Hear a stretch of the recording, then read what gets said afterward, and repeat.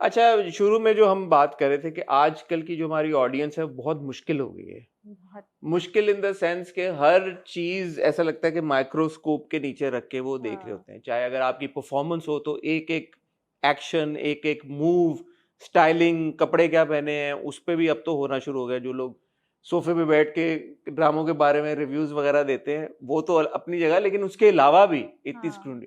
और फिर एक उसका दूसरा एलिमेंट है सोशल मीडिया, हम्म कि भाई आपने कोई पोस्ट लगा दी, कोई पिक्चर लगा दी, कोई इवेंट हो गया, कुछ हो गया, उस पे फिर जिस तरह से फीडबैक हम्म आता है। और फिर उसके बाद जाके मतलब जो आपकी एक पर्सनल लाइफ है उसमें भी फिर बहुत ज्यादा चीजों को लोग स्नीक करने की कोशिश करते हैं, दिखने की कोशिश करते हैं। तो as somebody who is constantly in the public eye, इस चीज का कितना आपके ऊपर प्रेशर है? क्योंकि I know for a fact कि इन बहुत सारे इंसिडेंट्स, मैं नहीं चाहूंगा कि आप अगर कंफर्टेबल नहीं है आप बिल्कुल जिक्र ना करें, लेकिन ये हुई हैं चीजें आपके साथ। तो मैं चाहूंगा कि आप थोड़ा सा हाईलाइट करें कि ये एक स्ट्रगल है एक्टर्स की, ये एक जो ज्यादा स्ट्रगल लोग बात नहीं करते इस पे। ये एक स्ट्रगल भी है। और मुझे लगता है कि लोग बड़े बेहिस हो गए हैं। वो भूल जाते हैं कि ये जो सामने इंसान है उसका भी घर है, और वो भी किसी रीजन से काम कर रहा है। कोई ऐसा नहीं है कि आप उसको कुछ भी कह दोगे और वो ना, उसकी फीलिंग्स नहीं है और उसके इमोशंस नहीं है उसको।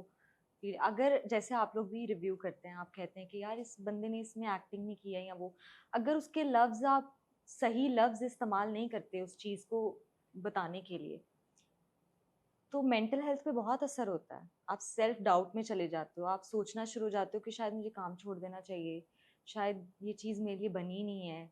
लेकिन आप उसकी, आपकी बातें जिस तरह से आप कर रहे हो, वो उसका मुझे लगता है कि बहुत ज़्यादा, कोई भी चीज़ अगर आपकी किसी को पसंद नहीं है, जैसे आम रूटीन में अगर आपको कोई किसी की बात पसंद नहीं आती कोई चीज़, और आप कहते हो कि यार मैं इसको बोलूँगा कि ये चीज़, लेकिन आप सोचते हो कि ये बोलना कैसे कि उसको बुरा ना लगे।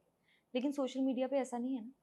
वो तो जैसे मर्जी, हमें क्या पता कौन बोल रहा है, लेकिन हम पढ़ रहे हैं, हम सुन रहे हैं, तो हमें इफेक्ट होता है बहुत ज्यादा। शायद किसी ने कोई पासिंग कमेंट कर दिया, उसने शायद इतना सोचा भी नहीं कि यार हम्म कि मैं ये लिख रहा हूँ या लिख रही हूँ, लेकिन और उसके और अल्फाज के। ऐसा भी नहीं है ना कि चलो दो लोगों ने ऐसा बोला, आप कहते हो कि यार इन दो लोगों ने बोला है, कोई बात नहीं। अब आर्मी आ गई एक बोलने के लिए, हर हम्म। तरफ लोग अपने बारे में। मुझे लगता है कि थोड़ा सा सोच समझ के अपने लफ्जों को चलो बेहतर कर लें, आप तनकीद करें, लेकिन आप थोड़ा सा प्यार से कुछ समझा दें, कुछ बता दें, ज्यादा हार्श ना हो लोगों के साथ।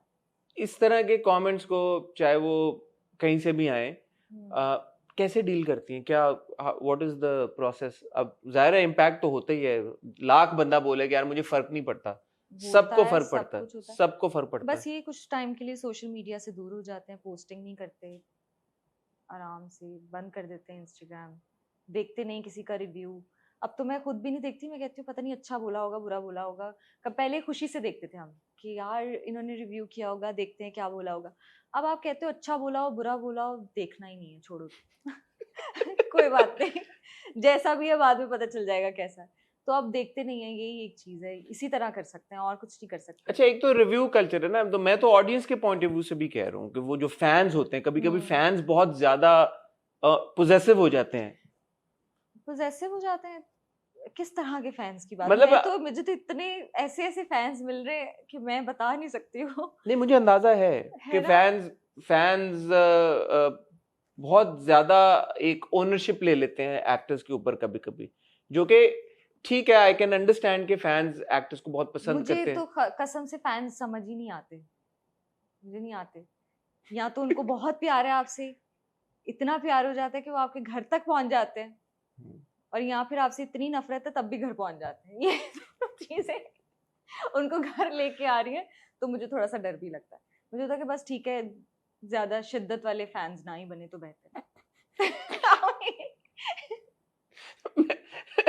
इस पे मैं अब क्या आपको तो मैंने बताया था शायद, हाँ, है ना। हाँ, कुछ वाकयात बता चुकी हूँ मैं आपको, तो मैं हाँ। तो थोड़ा सा डर मैं गई खुद हुई से हूँ। इसलिए नहीं कह रहा क्योंकि it's not my place to हाँ टॉक अबाउट दैट।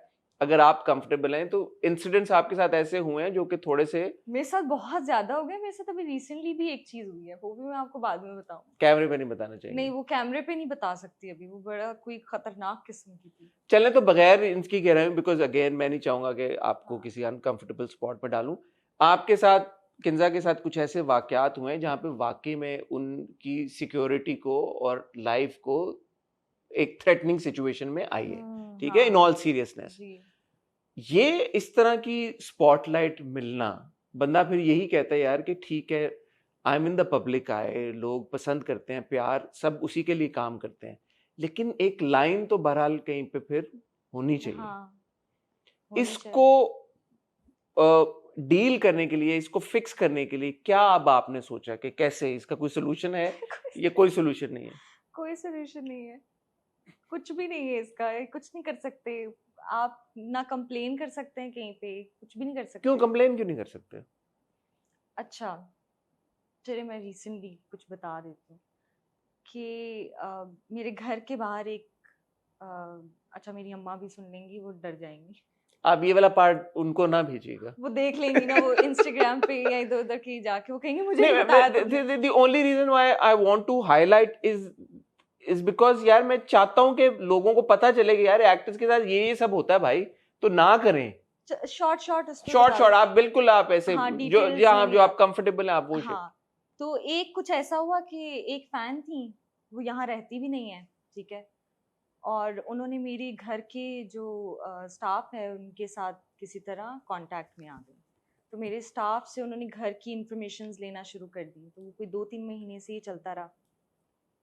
फिर वो मुझे किसी तरह पता चला, और फिर मैंने जब उनका फ़ोन चेक किया तो मेरे घर की मेडिसिन से लेके प्राइवेट चीज़ों तक की पिक्चर्स गई हुई थी उनके पास, और वो लड़की थी, और वो कहीं बाहर कहीं रहती हैं, और इस चीज़ की वजह से हम सब डर गए। मतलब वो इतनी कोई एक्सट्रीम लेवल की चीज़ें थी कि हम सब जितने भी मेरे दोस्त हैं वो सब, हम सब डर गए। फिर उसके बाद हमने एक्शन लेने की कोशिश की, लेकिन वो फिर था कि वो यहाँ रहती नहीं है तो आप कैसे करोगे।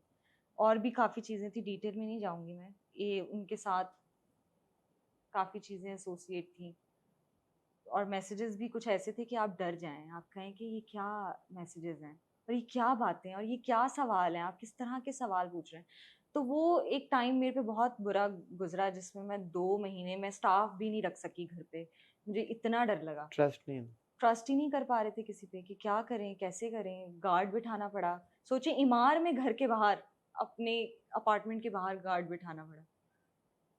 तो आप जो है, आपको इस तरह की सिचुएशंस में लोग डाल देते हैं। फिर उसके बाद एक और चीज़ हुई, वो तो अभी बड़ी रिसेंटली हुआ है मेरे साथ, कि एक फ़ैन है और वो मेरे घर के नीचे आ गए, उनको अपार्टमेंट नंबर नहीं पता था बस। ये मेल फैन थे? हाँ मेल फ़ैन थे, तो उन्होंने कहा कि जी मैं ये हूँ, और मुझे उन्होंने बुलाया मिलने के लिए। तो उन्होंने कहा कि अच्छा हम पूछते हैं, हमें कॉल आई, उन्होंने कहा कि इस तरह कोई आया हुआ है, और रात में ड्यूटी ख़त्म हुई थी, ये रात में भी थे, तो मैंने इनको कहा था अपार्टमेंट नंबर बताएं और चले जाएं, नहीं बताया तो मैंने नहीं जाने दिया।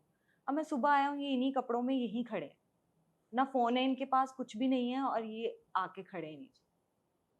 तो आई वाज लाइक कि ये कौन है? तो मैंने कहा प्लीज़ आप पिक्चर भेजें और आप इनको भेजें। फिर वो दूसरी दफ़ा भी आए, फिर तीसरी दफ़ा भी आए, तो तब तक इमार में सबको पता चल चुका था, गार्ड्स वार्ड्स ने हैंडल किया। फिर उसके बाद हम शूट कर रहे थे, और उस दिन मेरी तबीयत बहुत ख़राब थी कि मैं उठ भी नहीं पा रही थी, और बड़ी मुश्किल से मैं शूट पे पहुंची। तबीयत ख़राब थी, अभी वैनिटी में आके बैठी हूँ, और दरवाज़ा खुलता है और एक शख्स सामने खड़ा है, और वो मुझे कह रहा है कि मुझे आपसे बात करनी है। तो मेरे मेकअप आर्टिस्ट को लगा कि, अच्छा पहले उनको लगा कि अंदर कोई नहीं है, तो मेकअप आर्टिस्ट था, तो उनको लगा, उसने कहा कि शायद उसको लगा कि कोई सेट की जूनियर, टीम में से? हाँ जूनियर कास्ट में से या कोई है ये। तो उन्होंने कहा कि आप ऐसे नहीं दरवाज़ा खोल सकते, तो दरवाज़ा बंद कर दिया। अब मैं ऐसे बैठी हुई, तो मुझे अचानक से याद आया कि मैंने कहीं देखा है इनको। मैं पिक्चर निकाली, मैंने मेकअप आर्टिस्ट को दिखाया, मैंने कहा ये सेम है?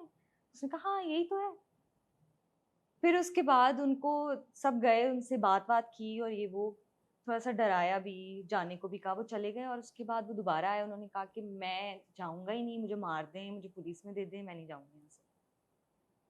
तो वो पूरा दिन जो है हमारा उसको समझाते हुए गुज़रा कि भाई चले जाओ, फिर पता नहीं असद भाई ने आके कोई बात की, और फिर क्या करें आप फिर इन चीज़ों का? फैंस को लगता है कि वो एज अ फैन आ रहे हैं, लेकिन आपका ये जेस्चर, आपका इस तरह से नहीं, ये आना तो और स्टॉकर बिहेवियर है। फिर आपका हर चीज के ऊपर नजर रखना कि कहाँ शूट हो रही है, क्या हो रहा है, तो वो कभी कभी डरा देता है।